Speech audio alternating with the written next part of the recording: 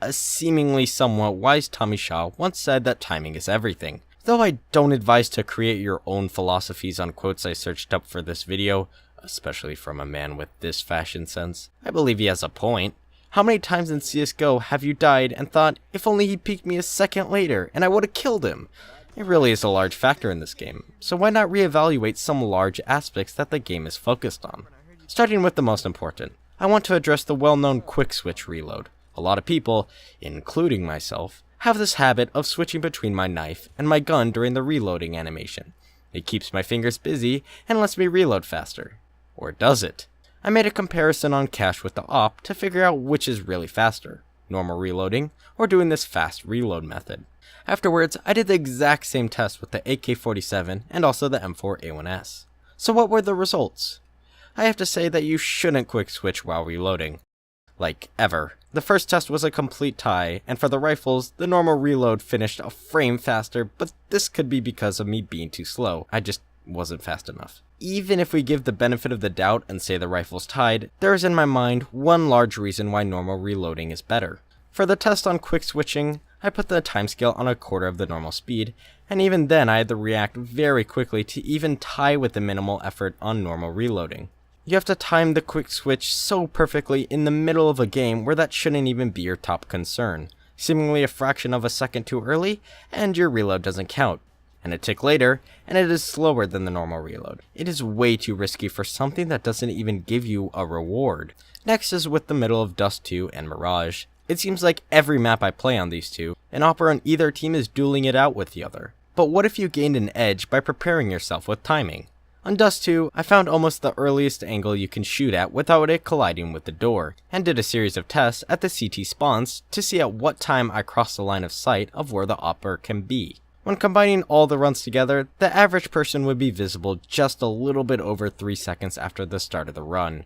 However, an average in this case probably isn't the best statistic to go off of, since this time only closely matches the middle player. Instead, the ranges of when they'll become visible is between 2.7 and 3.2 seconds, giving you about a half a second of a window to shoot if they all take the fastest route possible. On Mirage, it is a bit of a headache comparing 10 for both teams. I found the range of the counter-terrorists to be between 7.1 and 8.2 seconds, with the average being 7.7 seconds. For terrorists, it seemed like the average was around 7.9 seconds, but it varied greatly from a little under 3.3 seconds all the way up to 9 seconds.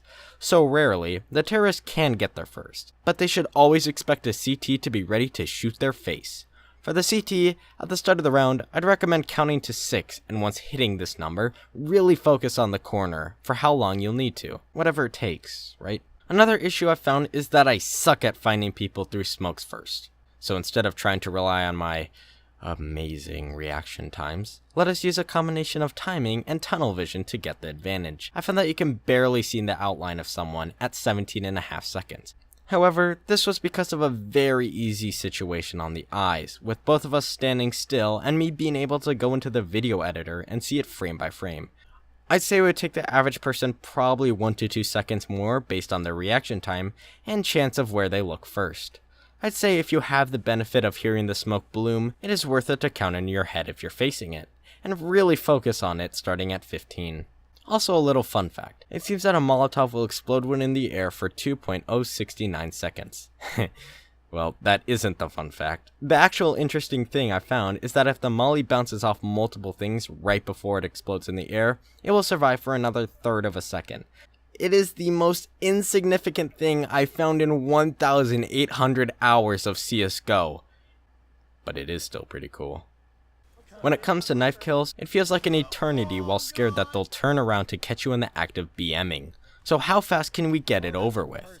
We all know that the backstab with the right click is the fastest, followed by 2 left click behind kills. Many experienced with Counter-Strike will know that in the front, the 2 left click method and then a right click is the quickest way in their face to kill. But by how much? 2 stabs only trails by 1/10 of a second. If you want to be Satan himself, you can left click someone 5 times, but it will cost you almost 2 seconds.